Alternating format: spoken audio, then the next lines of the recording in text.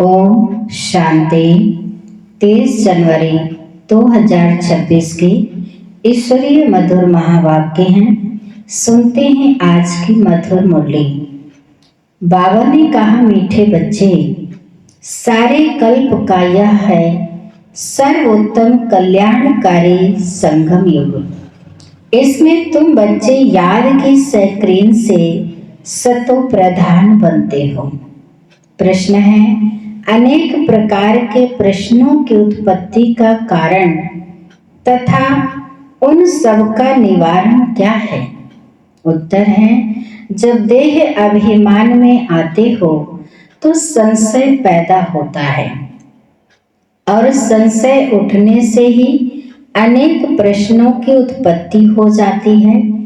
बाबा कहते, मैंने तुम बच्चों को जो धंधा दिया है, पतित से पावन बनो और बनाओ।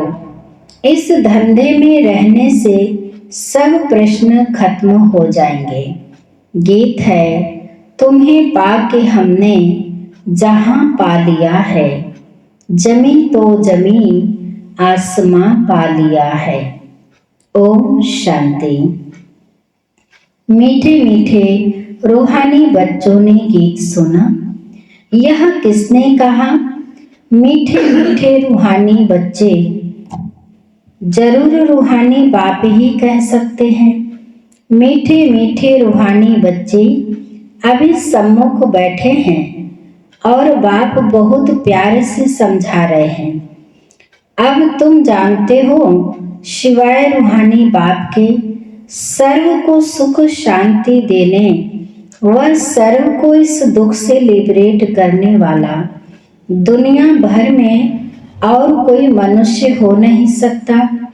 इसलिए दुख में बाप को याद करते रहते हैं। तुम बच्चे सम्मुख बैठे हो, जानते हो बाबा हमको सुखधाम के लायक बना रहे हैं। सदा सुखधाम का मालिक बनाने वाले बाप के सम्मुख आए हैं। अभी समझते हो, सम्मुख सुनने और दूर रहकर सुनने में बहुत फर्क है। मधुबन में सम्मुख आते हो, मधुबन मशहूर है। मधुबन में उन्होंने श्री कृष्ण का चित्र दिखाया है, परंतु श्री कृष्ण तो है नहीं। तुम बच्चे जानते हो, यहाँ तो घड़ी घड़ी अपने को आत्मा निश्चय करना है। इसमें मेहनत लगती है। मैं आत्मा बाप से वर्षा ले रही हूँ। बाप एक ही समय आते हैं सारे चक्र में। यह कल्प का सुहावना संगम युग है। इसका नाम रखा है पुरुषोत्तम। यही संगम युग है जिसमें सभी मनुष्य मात्र उत्तम बनते हैं। अभी तो सभी मनुष्य मात्र की आत्माएं तमो प्रधान हैं, सो फिर सतो प्रधान बनती हैं। सतो प्रधान है तो उत्तम है। तमो प्रधान होने से मनुष्य भी कनिष्ठ बनते हैं। तो अब बाप आत्माओं को सम्मुख बैठ समझाते हैं। सारा पाठ आत्मा ही बजाती है, ना कि शरीर। तुम्हारी बुद्धि में आ गया है कि हम आत्मा असूल में निराकारी दुनिया व शांति धाम में रहने वाले हैं। यह किसको भी पता नहीं है, ना खुद समझा सकते हैं। तुम्हारी बुद्धि का अब ताला खुला है। तुम समझते हो बरोबर आत्माएं परम धाम में रहती हैं। वह है इन कारपोरियल वर्ल्ड। यह है कारपोरियल वर्ल्ड। यहाँ हम सब आत्माएं एक्टर्स पार्टधारी हैं। पहले पहले हम पार्ट बजाने आते हैं, फिर नंबर वार आते जाते हैं। सभी एक्टर्स इकट्ठे नहीं आ जाते। भिन्न भिन्न प्रकार के एक्टर्स आते जाते हैं। सब इकट्ठे तब होते जब नाटक पूरा होता है। अभी तुमको पहचान मिली है। हम आत्मा असूल शांति धाम की रहवासी हैं। यहाँ आते हैं पार्ट बजाने, बाप सारा समय पाठ बजाने नहीं आते हैं। हम ही पाठ बजाते बजाते शतो प्रधान से तमो प्रधान बन जाते हैं। अभी तुम बच्चों को सम्मुख सुनने से बड़ा मजा आता है। इतना मजा मुरली पढ़ने से नहीं आता। यहाँ सम्मुख हो ना। तुम बच्चे समझते हो कि भारत गॉड गॉडेस का स्थान था, अभी नहीं है। चित्र देखते हो, था जरूर। हम वहाँ के रहवासी थे। पहले पहले हम देवता थे। अपने पाठ को तो याद करेंगे कि भूल जाएंगे। बाप कहते हैं तुमने यहाँ सब पाठ बजाया, यह ड्रामा है। नई दुनिया सो फिर जरूर पुरानी दुनिया होती है। पहले पहले ऊपर से जो आत्माएं आती हैं वो गोल्डन एज में आती हैं। यह सब बातें अभी तुम्हारी बुद्धि में हैं। तुम विश्व के मालिक महाराजा महारानी थे। तुम्हारी राजधानी थी। अभी तो राजधानी है नहीं। अभी तुम सीख रहे हो। हम राजाई कैसे चलाएंगे? वहाँ वजीर होते नहीं, राय देने वाले की दरकार नहीं। वह तो श्रीमत द्वारा श्रेष्ठ ते श्रेष्ठ बन जाते हैं। फिर इनको दूसरे कोई से राय लेने की दरकार नहीं है। अगर कोई से राय ले तो समझा जाएगा उनकी बुद्धि कमजोर है। अभी जो श्रीमत मिलती है वह सतयुग में भी कायम रहती है। अभी तुम समझते हो पहले पहले बरोबर इन देवी देवताओं का आधा कल्प राज्य था। अब तुम्हारी आत्मा रिफ्रेश हो रही है। यह नॉलेज परमात्मा के सिवाय कोई भी दे न सके। अभी तुम बच्चों को देही अभिमानी बनना है। शांति धाम से आकर यहाँ तुम टाकी बने हो। टाकी होने बिगर कर्म हो न सके। यह बड़ी समझने की बातें हैं। जैसे बाप में सारा ज्ञान है वैसे तुम्हारी आत्मा में भी ज्ञान है। आत्मा कहती है हम एक शरीर छोड़ संस्कार अनुसार फिर दूसरा शरीर लेता हूँ। पुनर्जन्म भी जरूर होता है। आत्मा को जो भी पाठ मिला हुआ है वह बजाती रहती है। संस्कारों अनुसार दूसरा जन्म लेते रहते हैं। आत्मा की दिन प्रतिदिन प्योरिटी की डिग्री कम होती जाती है। पतित अक्षर द्वापर से काम में लाते हैं, फिर भी थोड़ा सा फर्क जरूर पड़ता है। तुम नया मकान बनाओ, 1 मास के बाद कुछ जरूर फर्क पड़ेगा। अभी तुम बच्चे समझते हो बाबा हमको वर्षा दे रहे हैं। बाप कहते हैं हम आए हैं तुम बच्चों को वर्षा देने। जितना जो पुरुषार्थ करेगा उतना पद पाएगा।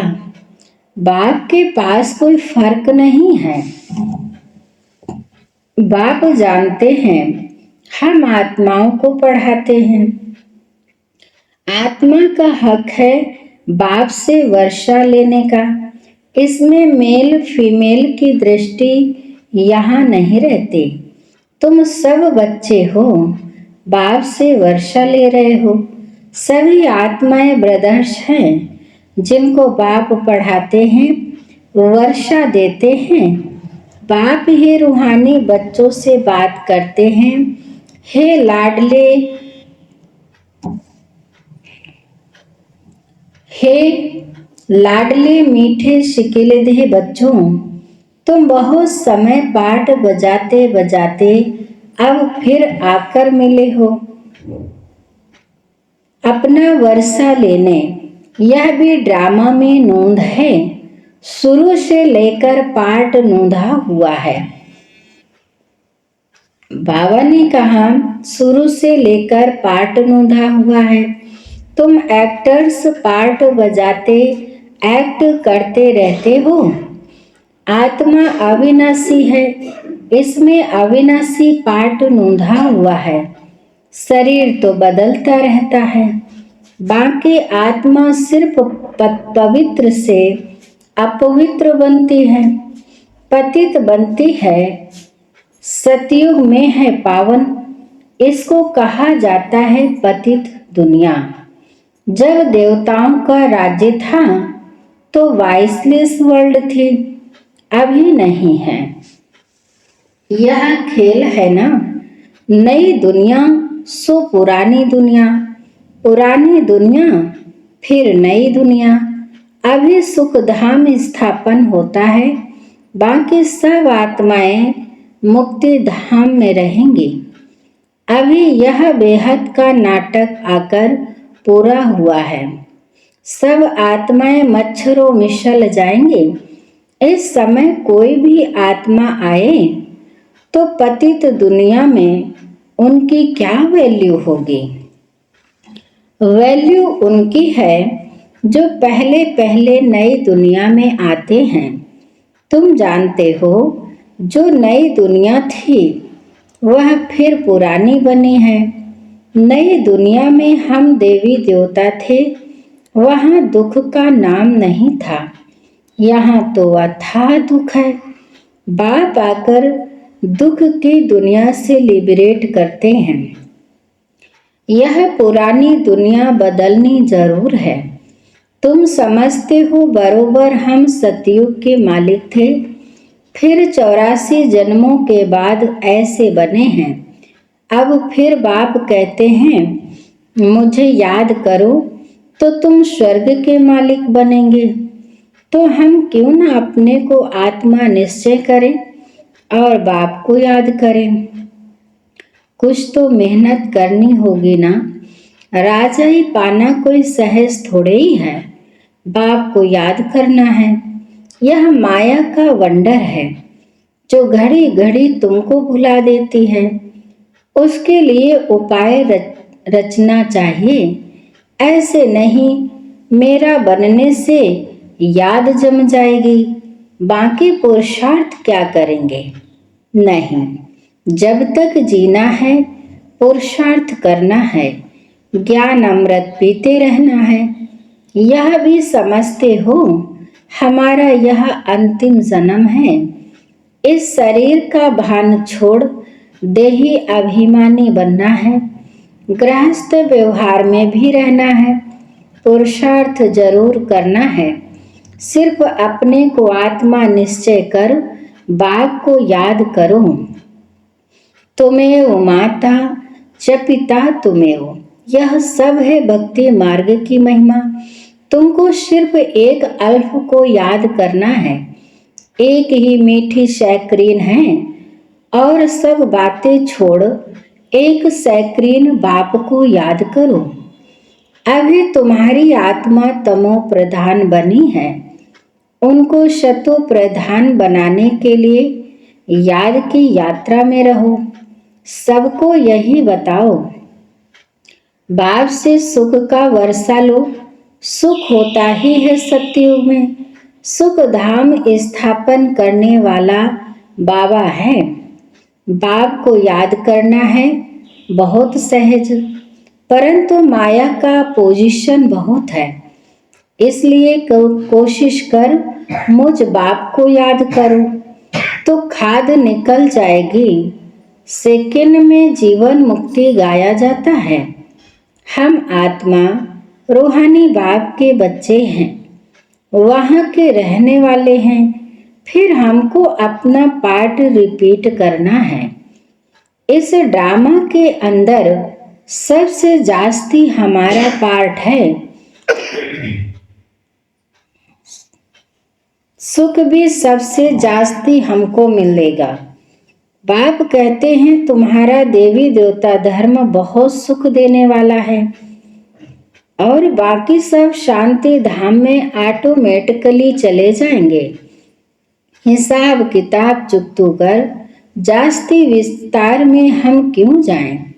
बाप आते ही हैं सबको वापस ले जाने। मच्छरों सदृश सबको ले जाते हैं। सतयुग में बहुत थोड़े होते हैं। यह सारी ड्रामा में नोंद है। शरीर खत्म हो जाएंगे। आत्मा जो अविनाशी है वह हिसाब किताब चुकतो कर चली जाएगी। ऐसे नहीं कि आत्मा आग में पड़ने से पवित्र होगी। आत्मा को याद रूपी योग अग्नि से ही पवित्र होना है। योग की अग्नि है यह। उन्होंने फिर नाटक बैठ बनाए हैं। सीता आग से पार हुई। आग से कोई थोड़े ही पावन होना है। बाप समझाते हैं तुम सब सीताएं इस समय पतित हो, रावण के राज्य में हो। अब एक बाप की याद से तुमको पावन बनना है। राम एक ही है। अग्नि अक्षर सुनने से समझते हैं आग से पार हुई। कहाँ योग अग्नि, कहाँ वह आत्मा। परम पिता परमात्मा से योग रखने से ही पति से पावन होगी। रात दिन का फर्क है। हेल में सब सीताएं रावण की जेल में शोक वाटिका में हैं। यहाँ का सुख तो काग विष्टा के समान है, भेंट की जाती है। स्वर्ग के सुख तो अथाह हैं।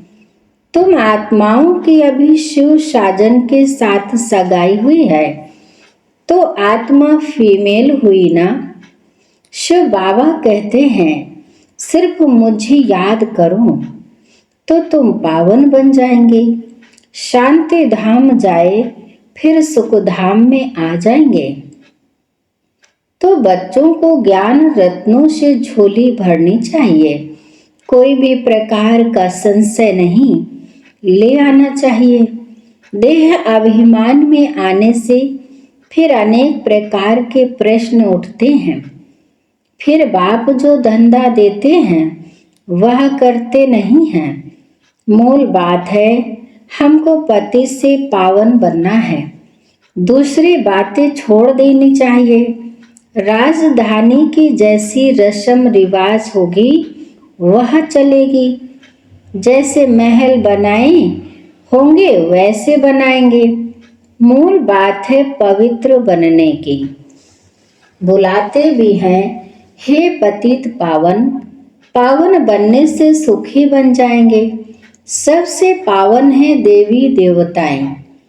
अभी तुम 21 जन्म के लिए सर्वोत्तम पावन बनते हो। उसको कहा जाता है संपूर्ण निर्विकारी पावन। तो बाप जो श्रीमत देते हैं उस पर चलना चाहिए।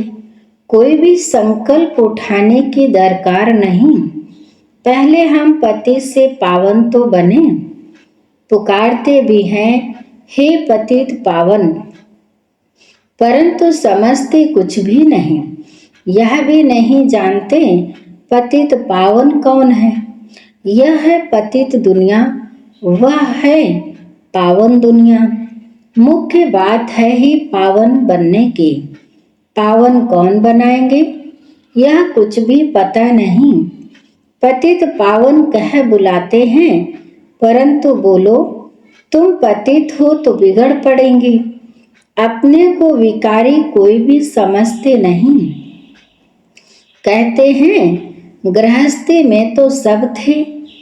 राधे कृष्ण लक्ष्मी नारायण को भी बच्चे थे ना। लेकिन वहाँ योग बल से बच्चे पैदा होते हैं, यह भूल गए हैं। उनको वाइसलेस वर्ल्ड स्वर्ग कहा जाता है। वह है शिवालय। बाप कहते हैं पति दुनिया में एक भी पावन नहीं। यह बाप तो बाप टीचर और सतगुरु है जो सबको सद्गति देते हैं। वह तो एक गुरु चला गया तो फिर बच्चे को गद्दी देंगे। अब वह कैसे सद्गति में ले जाएंगे। सर्व का सद्गति दाता है ही एक। सतयुग में सिर्फ देवी देवता होते हैं, बाकी इतनी सब आत्माएं शांति धाम में चली जाएंगी। रावण राज्य से छूट जाते हैं, बाप सबको पवित्र बनाकर ले जाते हैं। पावन से फिर फट से कोई पतित नहीं बनते हैं, नंबरवार उतरते हैं। शतो प्रधान से सतो रजो तमो। तुम्हारी बुद्धि में 84 जन्मों का चक्र बैठा है। तुम जैसे अब लाइट हाउस हो, ज्ञान से इस चक्र को जान गए हो कि यह चक्र कैसे फिरता है। अभी तुम बच्चों को और सबको रास्ता बताना है। सब नैयाएं हैं, तुम पायलट हो, रास्ता बताने वाले। सबको बोलो आप शांति धाम सुख धाम को याद करो, कलयुग दुख धाम को भूल जाओ। अच्छा, बाबा बच्चों से नमस्ते करते हैं। मीठे मीठे शिकिलदेह बच्चों प्रति माता पिता बाप दादा का याद प्यार और गुड मॉर्निंग। रूहानी बाप के रूहानी बच्चों को नमस्ते। हम रूहानी बच्चों के रूहानी माता पिता बाप दादा को याद प्यार और नमस्ते नमस्ते नमस्ते। शुक्रिया बाप दादा। धारणा के लिए मुख्य सार नंबर 1, जब तक जीना है ज्ञान अमृत पीते रहना है। अपनी झोली ज्ञान रत्नों से भरनी है। संशय में आकर कोई प्रश्न नहीं उठाने हैं। नंबर 2, योग अग्नि से आत्मा रूपी सीता को पावन बनाना है। किसी बात के विस्तार में जास्ती न जाकर देही अभिमानी बनने की मेहनत करनी है। शांति धाम और सुख धाम को याद करना है। वरदान है, सदा मनन द्वारा मगन अवस्था के सागर में समाने का अनुभव करने वाले अनुभवी मूर्त भव।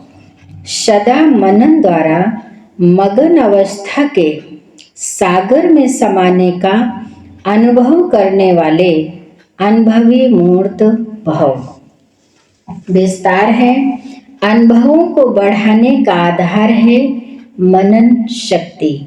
मनन वाला स्वतः मगन रहता है। मगन अवस्था में योग लगाना नहीं पड़ता, लेकिन निरंतर लगा रहता है। मेहनत नहीं करनी पड़ती। मगन अर्थात मोहब्बत के सागर में समाया हुआ। ऐसा समाया हुआ जो कोई अलग कर नहीं सकता।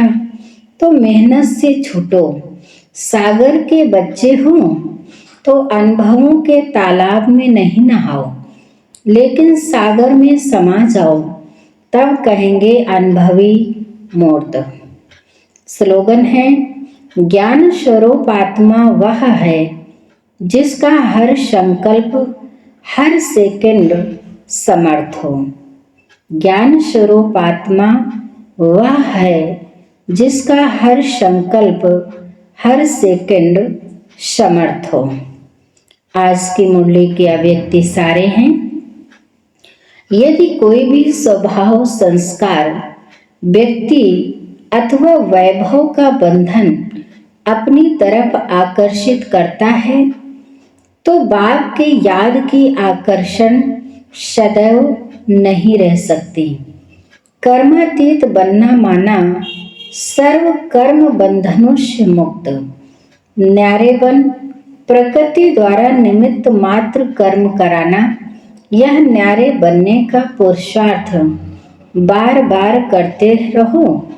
सहज और स्वतः यह अनुभूति हो कि कराने वाला और करने वाली यह कर्मेंद्रियां है ही अलग। अच्छा, आज की मुरली यहीं पर समाप्त होती है। मीठे मीठे प्यारे प्यारे बाप दादा को बहुत बहुत शुक्रिया। आप सभी महान आत्माओं को बहुत बहुत शुक्रिया। ओम शांति।